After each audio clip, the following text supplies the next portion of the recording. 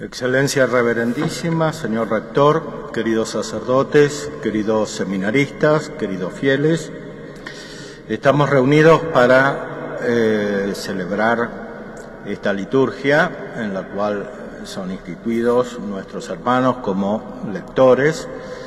Agradecemos a Dios este don, nos alegramos con gozo espiritual porque es un camino que lleva claramente a la ordenación sacerdotal, en la cual estos hermanos nuestros serán constituidos como ministros de Cristo, más aún como ministros de la Santísima Trinidad. Un gran don inmerecido, que es ciertamente una gracia de Dios. Esta ocasión es propicia para captar el significado de la misión de Santo Tomás de Aquino en la Iglesia, en nuestra Iglesia, especialmente en el contexto de nuestros días, de la situación de la modernidad. Santo Tomás es un gran doctor de la Iglesia. Ciertamente, en la historia bimilenaria de la Iglesia hay muchos doctores muy importantes, en Oriente, en Occidente, San Juan Crisóstomo, San Agustín, San Buenaventura, San Alberto Magno, San Alfonso María de Ligorio, San Juan de la Cruz, etcétera, etcétera. Pero la Iglesia ha reconocido un carisma especial en la enseñanza de Santo Tomás de Aquino, un carisma, una gracia que Dios distribuye abundantemente en la Iglesia. Lo hemos escuchado en la boca de San Pablo, en la primera carta a los Corintios.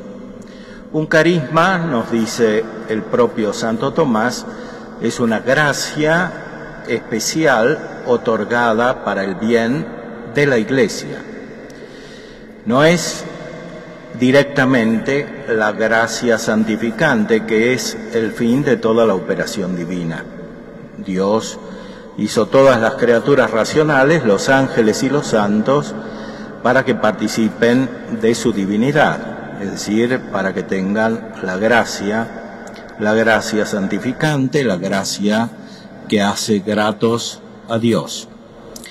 El carisma es otro tipo de gracia que está ordenada a esta gracia principal.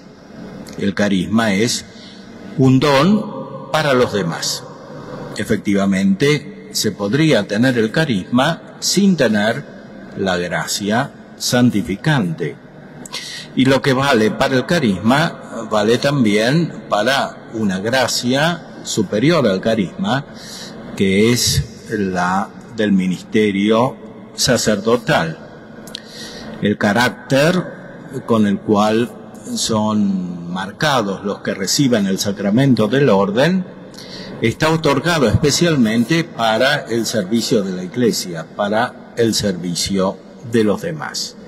Pero este carácter inmediatamente está ordenado a la gracia santificante, como también los carismas, y es por eso que el ministerio sacerdotal, en todos sus niveles, en el episcopado, en el presbiterado y en la participación de estos, en el diaconado, en los ministerios del lectorado, del acolitado, requieren una santidad proporcionada.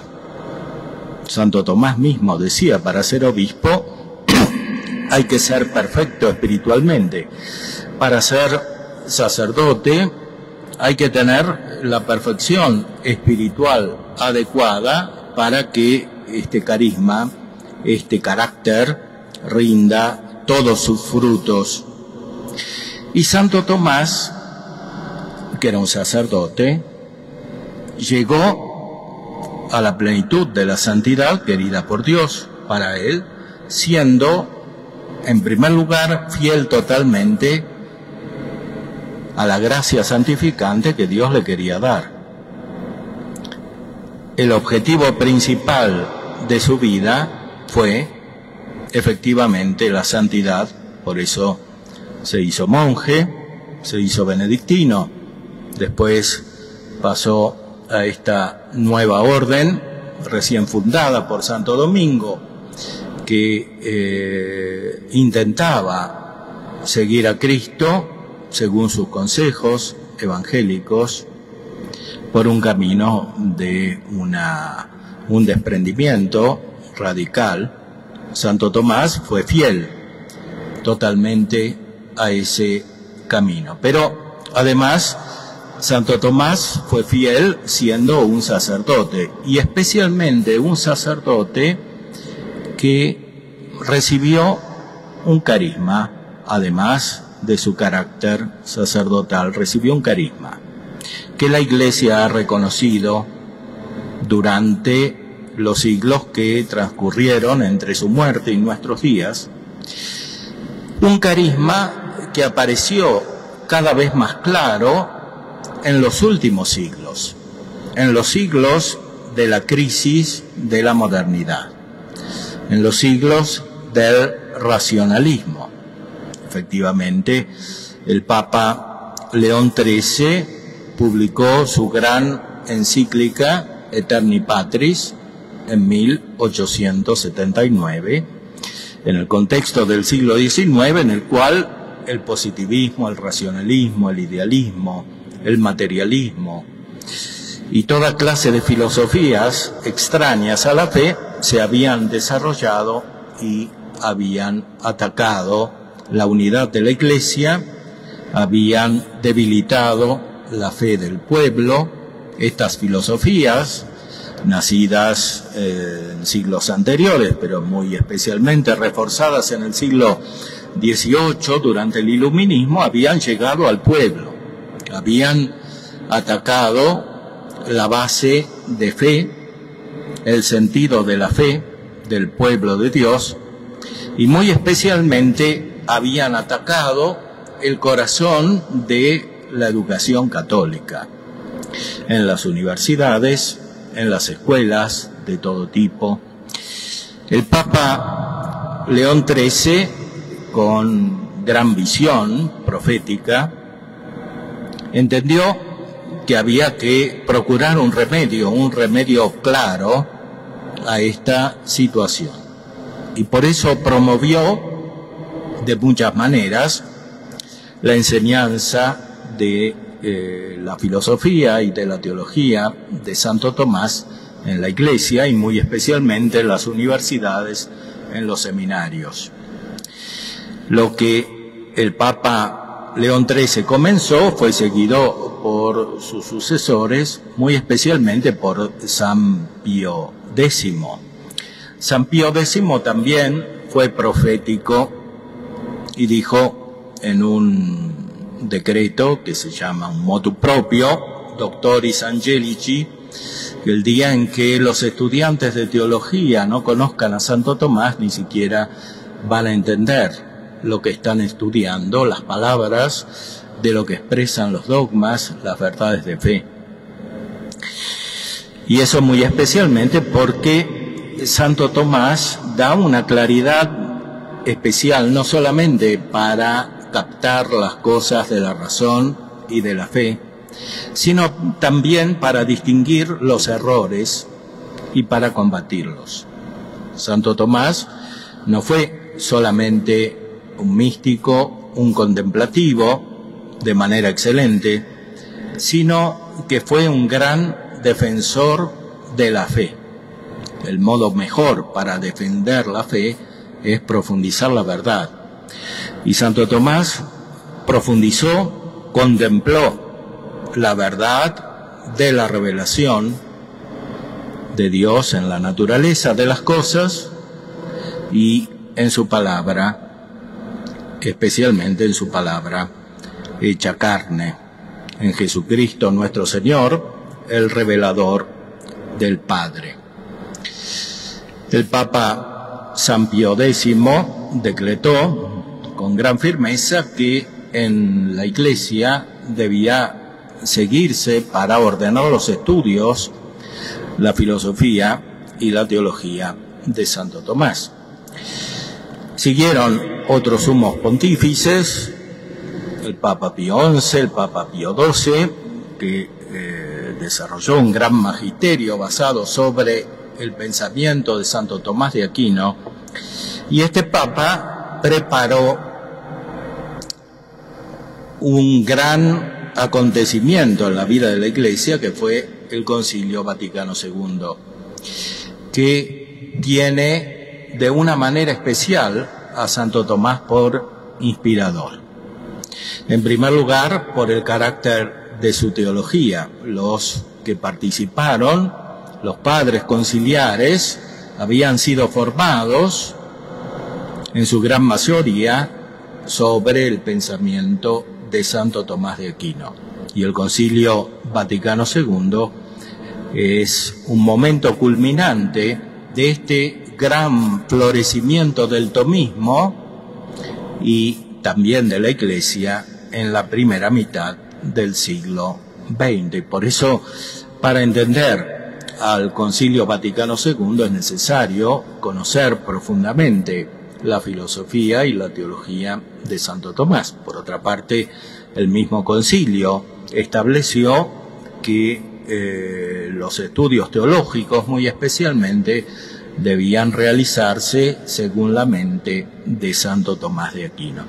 Y esta disposición siguió vigente hasta nuestros días, se encuentra como legislación de la Iglesia hasta ahora.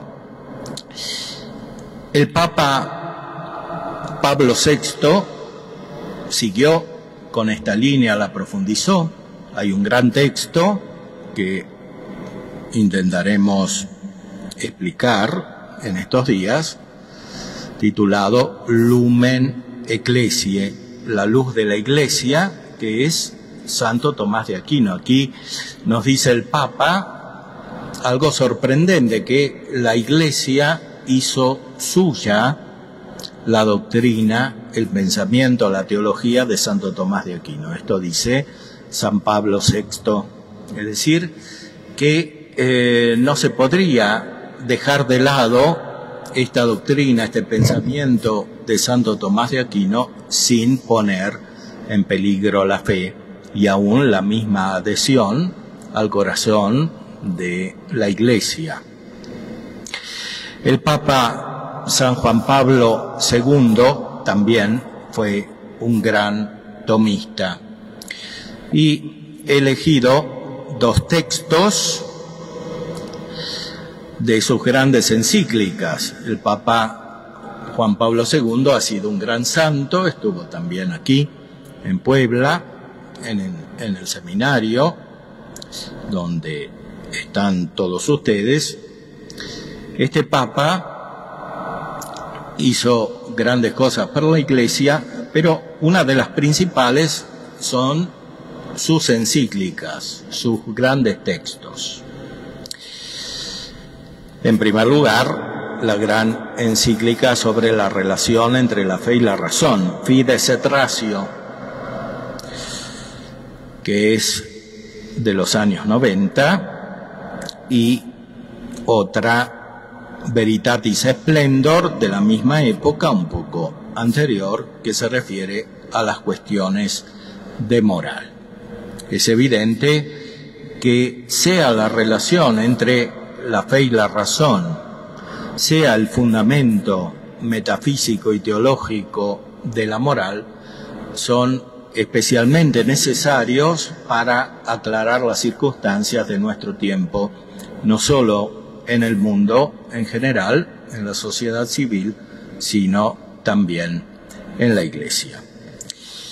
En la liturgia que hemos celebrado, que estamos celebrando, encontramos una antífona muy significativa, muy expresiva del pensamiento profundo de Santo Tomás de Aquino. La presencia de Dios en nosotros, dice la segunda antífona, no puede conocerse más que por experiencia, no puede expresarse solo con palabras. Esta antífona es sorprendente porque pone en primer lugar la experiencia que es la experiencia de Dios, la experiencia mística. Santo Tomás efectivamente se refiere a la experiencia de Dios y usa conscientemente, muy precisamente, este término, experiencia. La presencia de Dios no puede contenerse en los conceptos humanos, que son desproporcionados a la realidad infinita de Dios. No puede expresarse con palabras, que a su vez corresponden a los conceptos. La presencia de Dios es algo que sentimos en nosotros. Claro, no se trata del sentimiento simplemente afectivo, superficial. Se trata de un sentimiento profundo de Dios. Los santos usan esta expresión de muchas maneras. Los grandes místicos, San Juan de la Cruz, San Ignacio, sentir con la Iglesia. Este sentimiento es una percepción experimental de la presencia de Dios. Este es el corazón de toda la teología, sin el cual la filosofía, como nos enseña el mismo Santo Tomás, no puede ocupar su lugar adecuado y tiende a desviarse de muchas maneras. Esto es lo que ha pasado en gran parte de la modernidad. Por supuesto, existe una modernidad cristiana. Este magnífico templo en el cual estamos aquí es una expresión de la modernidad cristiana. El beato Juan Palafox es una expresión de la modernidad cristiana. La evangelización de América es una expresión de la modernidad cristiana. Pero hay una modernidad que se desvía de la experiencia de Dios, de la verdadera espiritualidad, y es la que engendra el racionalismo. El racionalismo que es el verdadero mal moderno. Por eso el Papa León XIII, cuando propone a Santo Tomás como guía en la situación de la modernidad, tiene una razón muy profunda. No se puede dialogar o discutir con los hombres de nuestro tiempo sin estar a la altura adecuada al nivel de la razón. Porque los hombres de nuestro tiempo usan la razón. A veces incorrectamente, muchas veces incorrectamente, pero usan la razón. Es una característica de nuestro tiempo, el uso de la razón. Y Santo Tomás tiene una claridad especial en el uso de la razón y en la expresión de la experiencia de Dios con la ayuda de la razón. Y esto, lejos de ser una actitud de soberbia, es una actitud de profunda humildad, porque no podemos conocer a Dios directamente. Lo conocemos con nuestra inteligencia, que es débil, con nuestra razón, y recibimos la luz de Dios en nuestra razón. Y por eso el cultivo de la razón, de modo correcto, adecuado, lógico, es necesario para recibir la luz de Dios, y es un acto de profunda humildad, es reconocer lo que somos, criaturas racionales limitadas, que usamos la razón con mucha dificultad, no solo por nuestra naturaleza, sino también por las consecuencias del pecado original. Santo Tomás tiene claridad en este punto Él mismo nos enseñaba que la fe produce claridad. Es un efecto de la fe, la claridad. Cuando hay confusión, se pierde la fe, que es lo que sucede en nuestros días. Por eso Santo Tomás nos habla especialmente en nuestros días. Hago breves referencias a los textos que cité de San Juan Pablo II.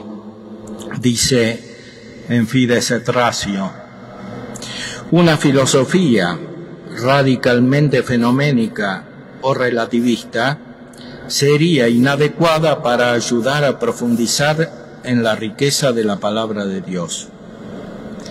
En efecto, la Sagrada Escritura presupone siempre que el hombre, aunque culpable de doblez y de engaño, es capaz de conocer y de comprender la verdad límpida y pura.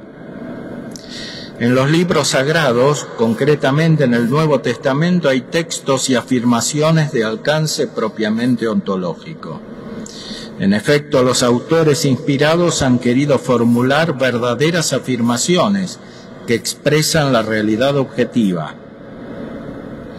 No se puede decir que la tradición católica haya cometido un error al interpretar algunos textos de San Juan y de San Pablo como afirmaciones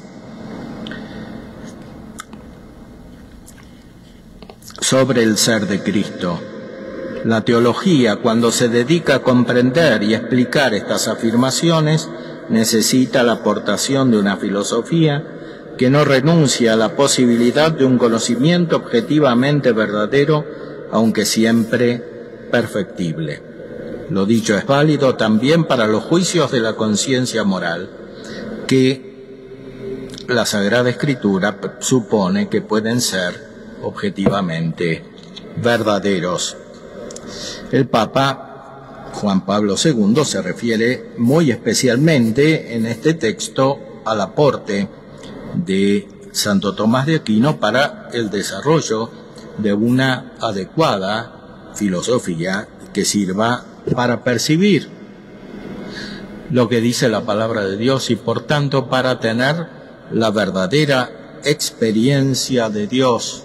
No se puede tener esta experiencia dudando de la capacidad de nuestra razón, de nuestra inteligencia para conocer la verdad, para alcanzar el ser de las cosas.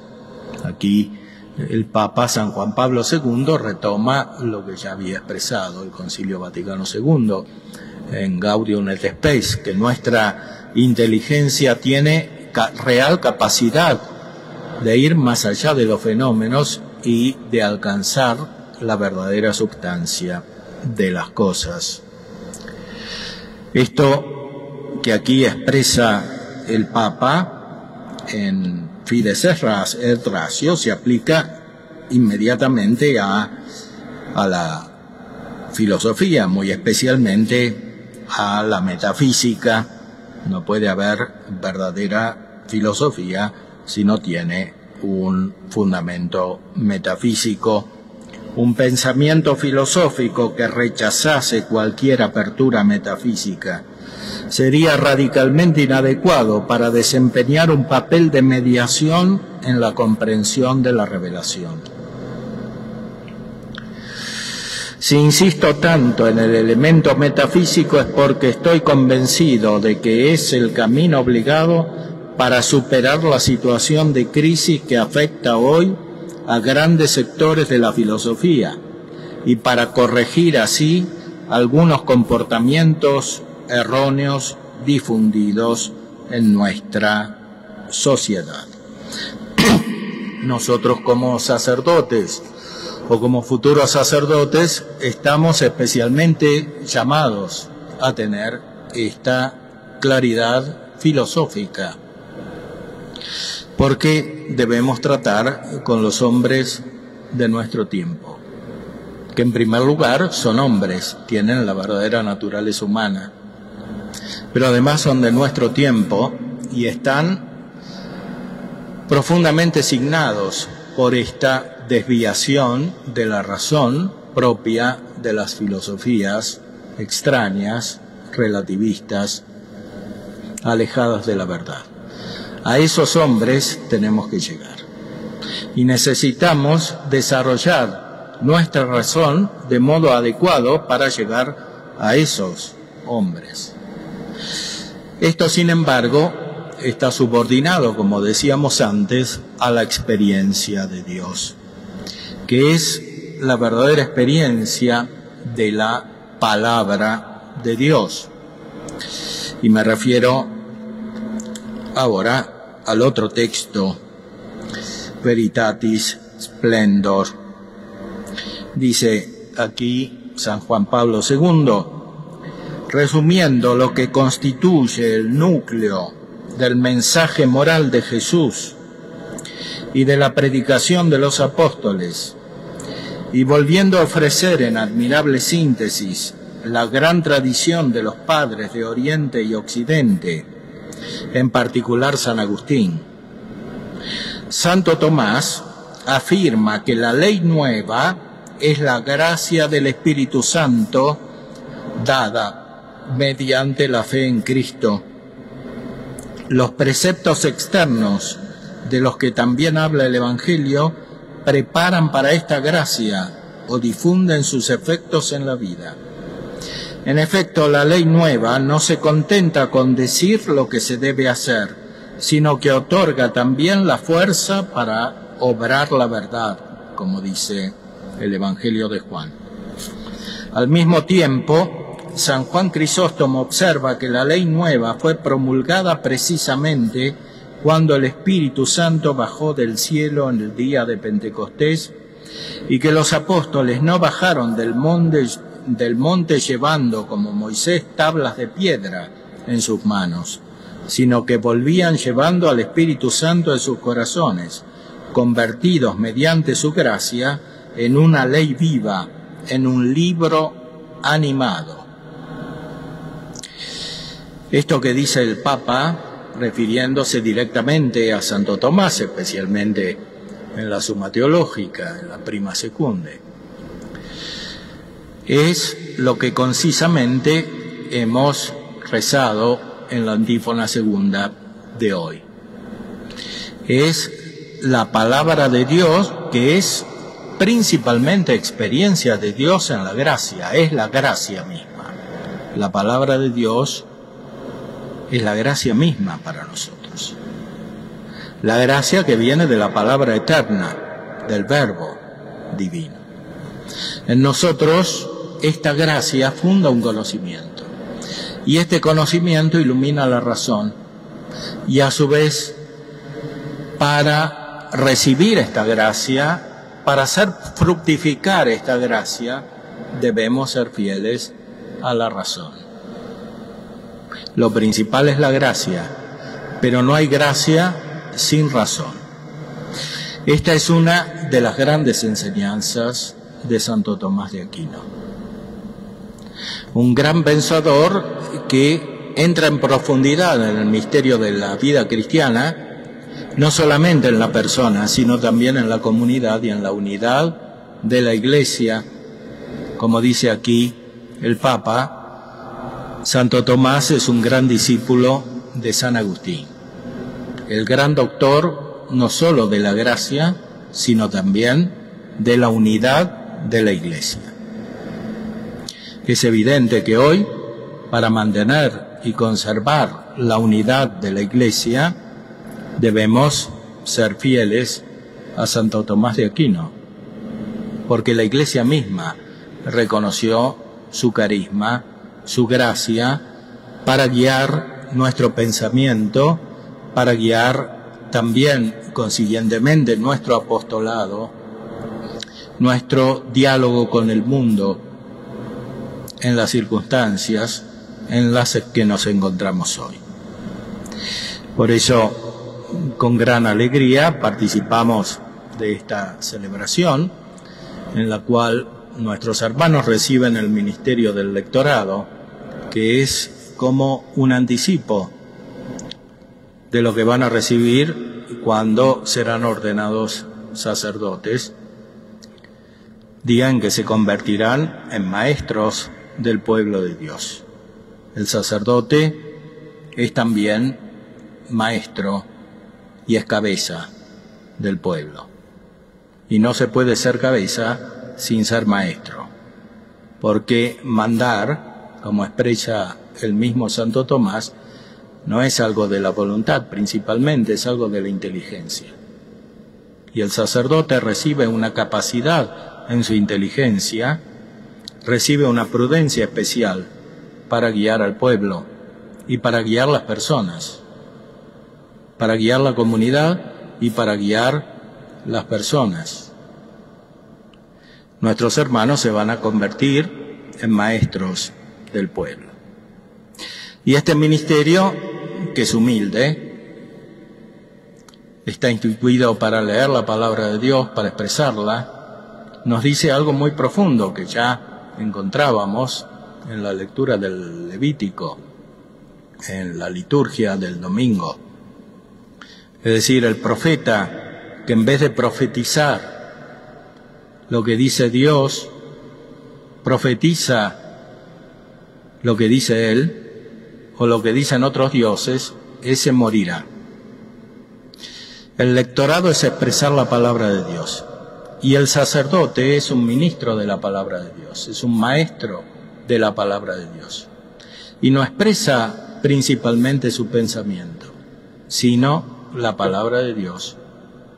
Palabra de Dios con la cual él entra en contacto principalmente por su experiencia espiritual y por su vida de santidad.